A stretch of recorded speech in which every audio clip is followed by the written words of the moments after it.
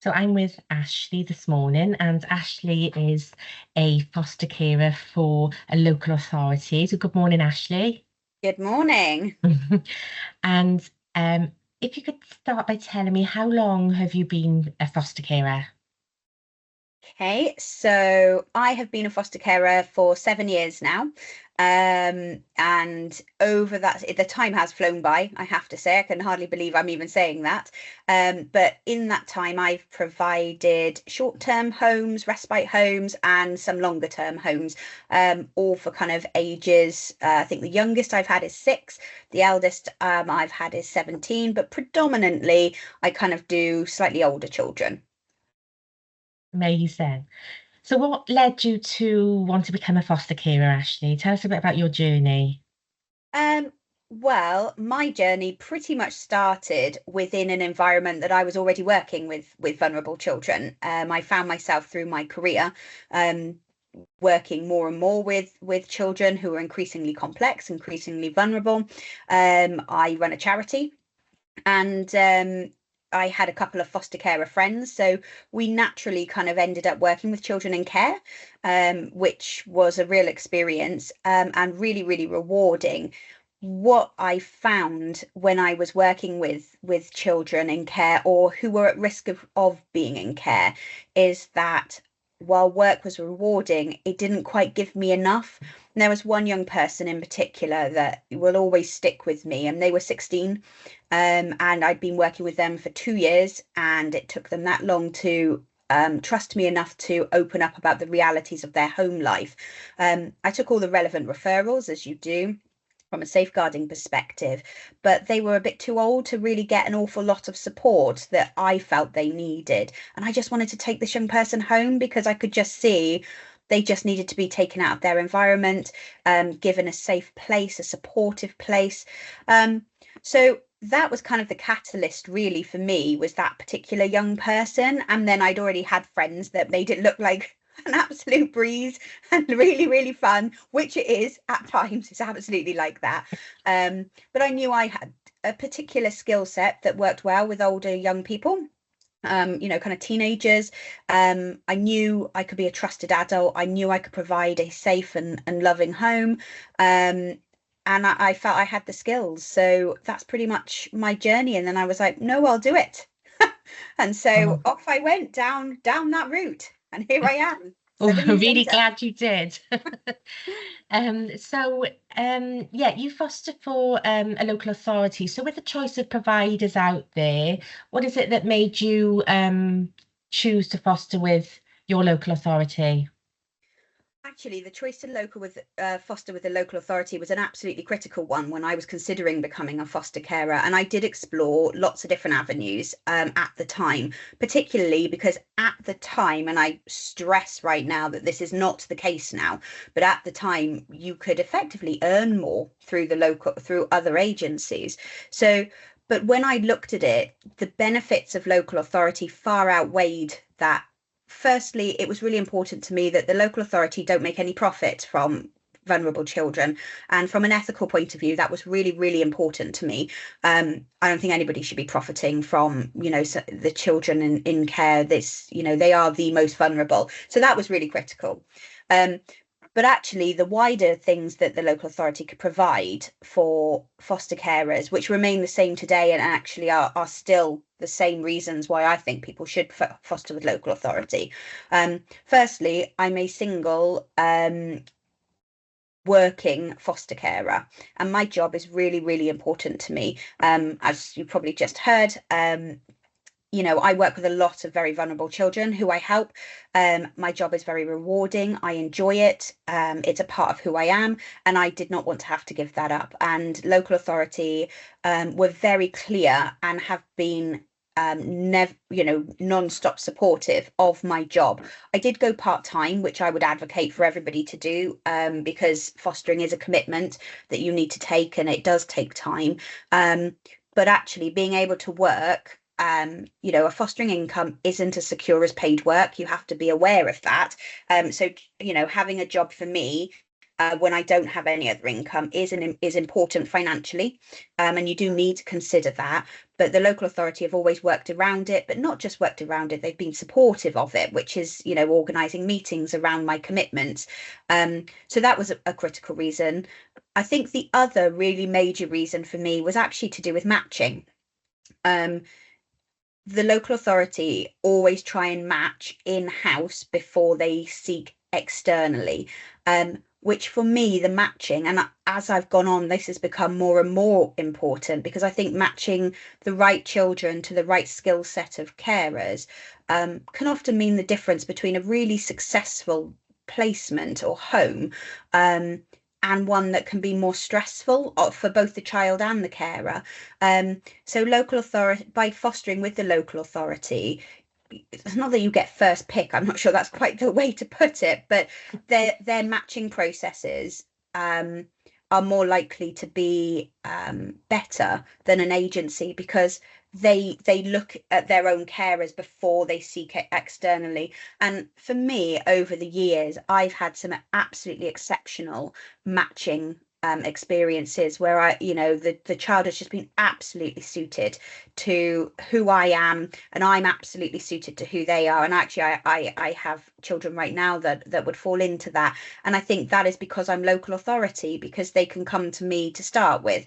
So that was really important, a really important thing. And then finally, I think local authority has a much better support network for carers, because they have a bigger team at the end of the day. I'm not putting down any people who work within an agency environment. I'm sure they're all very passionate, but every time I ring the duty number, which is available, like 9 to all day long, and then into the evenings and at weekends, every single social worker knows who I am. Even if I don't know who they are, they know who I am. They know my children, they know what's going on with me. They're always cheerful, they're always supportive. My social workers have always been wonderful. I'm really lucky that I've had some fantastic ones. I've got a brilliant one at the moment, and it's not just my supervising social worker, but the children's social workers know who you are. It's a big team, and you've got a lot of availability of support. Even if your smaller direct team isn't available, there are people, lots of people that can help and pick up, which is really important when you consider for fostering is 24/7. You don't clock off at 5 o'clock. So the availability of having people on call when things are difficult, because inevitably, if there are challenges, it's never going to be 9 till 5. It's going to be at 10 o'clock at night. The ability to have that support is provided by the local authority in a way that I felt that maybe an agency wouldn't have that level of availability. And I suppose being with the local authority, that means, the support is very local. It's in your community. They're on your Yes. doorstep. Yes, absolutely. Even within, my area, there's a north and a south team. So, there are people that know the area. And yeah, if you need help, they are literally just up the road, really. So, and that again, I mean, I'm a missed carer, which is equally, and even more intensive support and wraparound support with that. And that, they literally, if I really, really needed them, they could be out within kind of 20 minutes to my house. Not that really happens often, to be fair, but it is a possibility. So a missed carer is a carer that would obviously care for children in a more therapeutic based approach because of the children's needs. Yes, absolutely. So I would identify as a therapeutic foster carer specifically. Obviously, all foster carers are therapeutic to an element because they have to be.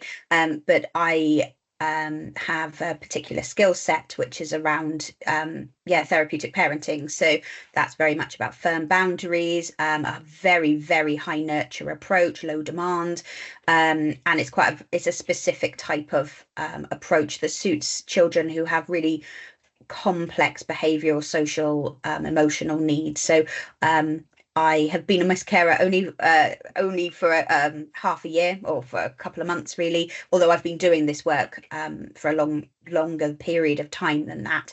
But I've eventually decided to actually bite the bullet and become an actual missed carer rather than just kind of doing the work of it, I think. So So yeah, and that's been a really interesting and rewarding experience. It's a certainly more intensive experience than mainstream fostering.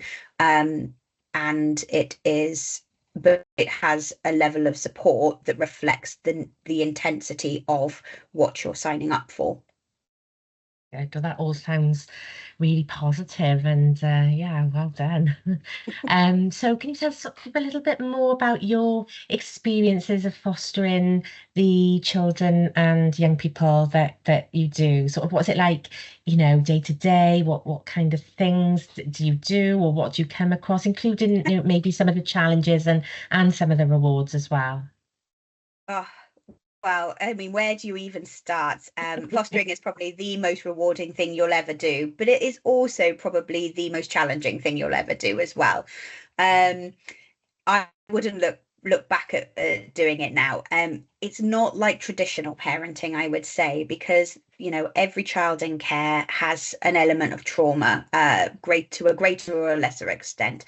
So you are parenting traumatized children, but the progress that you can make through your experiences and through how you engage with them is just the most wonderful thing to see. When you finally have a child that's been with you and makes just that tiny bit of progress, they might come up to you for a hug where they never have before, or the first time they might tell you that they love you, or the first time even that they try something new, or all of those things. You've had a direct impact on a child because you've become their safe place, their safe adult, and there is just no more rewarding feeling in the world for me than that particular feeling of, I've done this, I've made this impact for this child.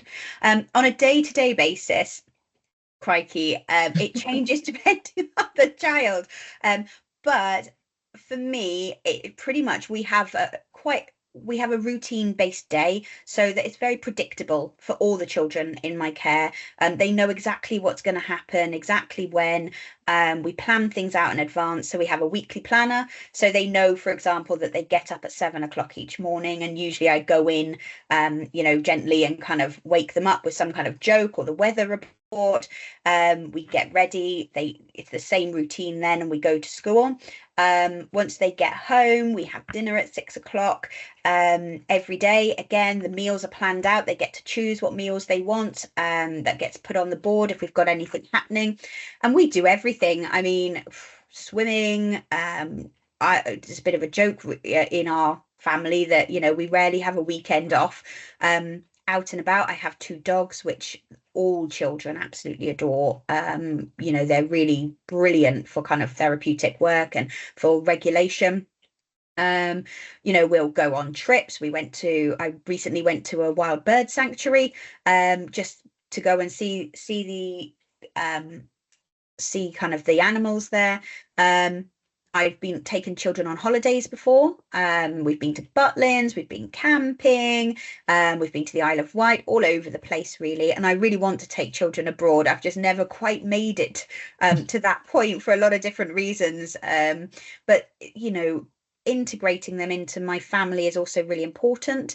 And actually something that I think most foster carers should be aware of, that if you choose to be a foster carer, your family haven't made that choice as well. So it's something you do want to consider about how you do that, because these children might find that quite scary. Also, they have a family that they love, and that conflict. So one of the challenges is often that conflict it can generate for children is that, particularly as the attachment grows to you and your life, the feeling of, well, hang on, why and how can I be happy here when I love my mum and my dad and my siblings? So that needs to be navigated quite carefully. I use the phrase consistently, which is, hearts are big enough to love everybody. You can love me and love mummy, and it doesn't mean any different, or love mum, depending on the age. I wouldn't, I wouldn't say mummy to a teenager.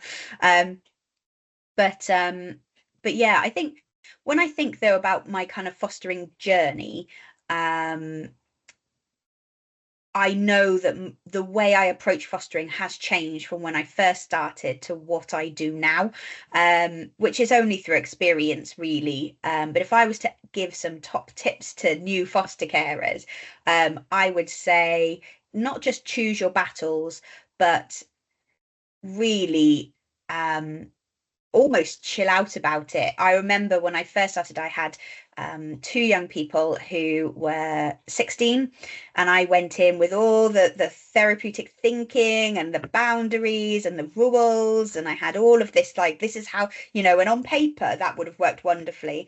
Um, I had bedtimes and curfews, and I'm not saying I don't have those now. I absolutely do, and they're needed to make a young person feel safe in what you're doing, that you're in control, that you can look after them, so they can let go of that kind of fear inside them that they're not safe.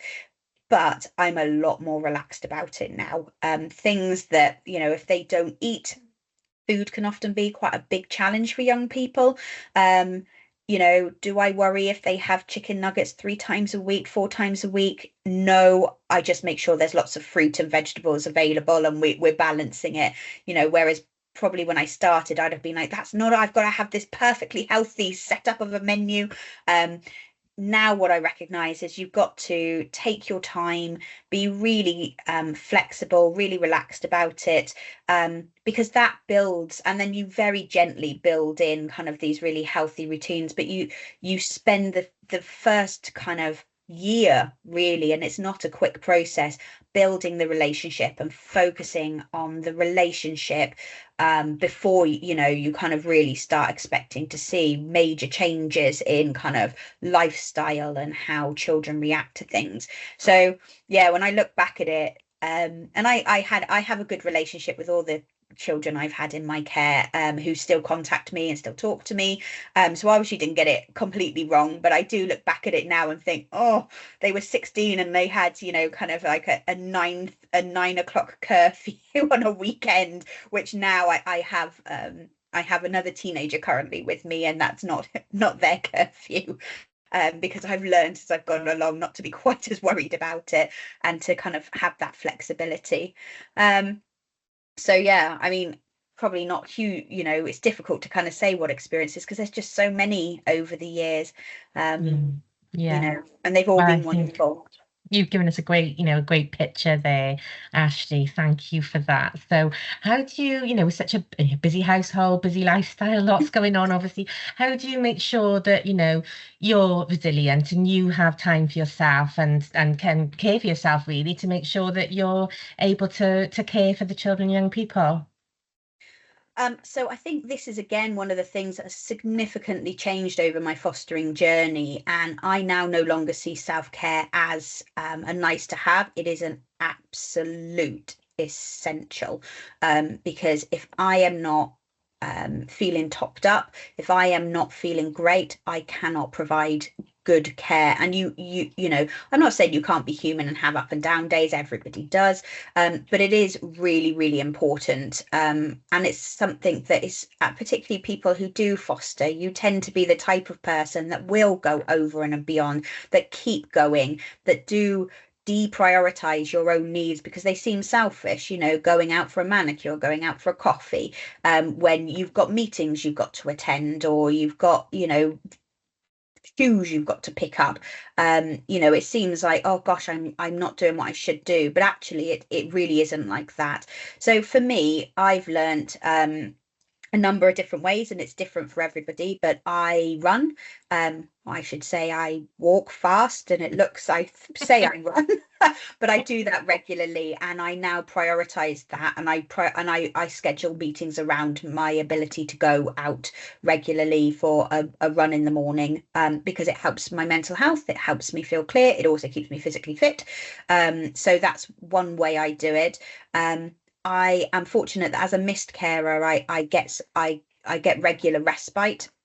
Um, I would, I do think, and I will always be an advocate for time off for carers, particularly if you have children that are more complex. You need time to be able to be yourself. I need time to be Ashleigh Taylor, not Ashleigh Taylor foster carer, not Ashleigh Taylor work, but just Ashleigh Taylor.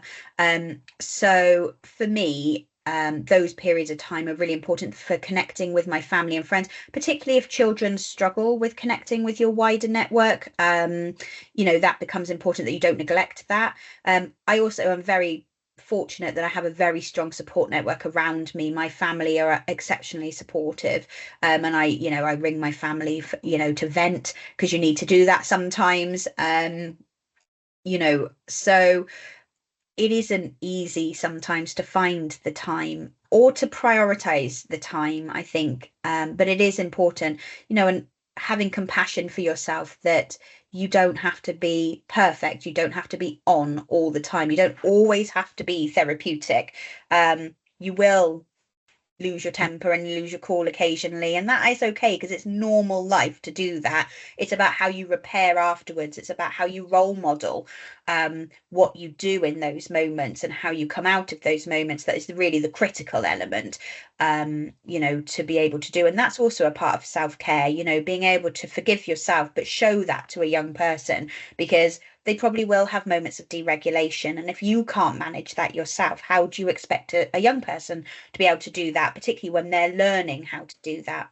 So yeah, self-care is absolutely critical. It's not a luxury, it's an absolute necessity, and one which has taken me a few years to really kind of recognize that I'm not being lazy or not doing my job well by saying I need to have this time to myself, where I can't attend social services meetings because I need to do X, Y, or Z for myself. Obviously it's a balance, but I don't think it's a balance. Most carers are not ones to kind of go the other way. Take too much time. I think if anything, is trying to get them to take the time they need. So yeah, self-care is really important.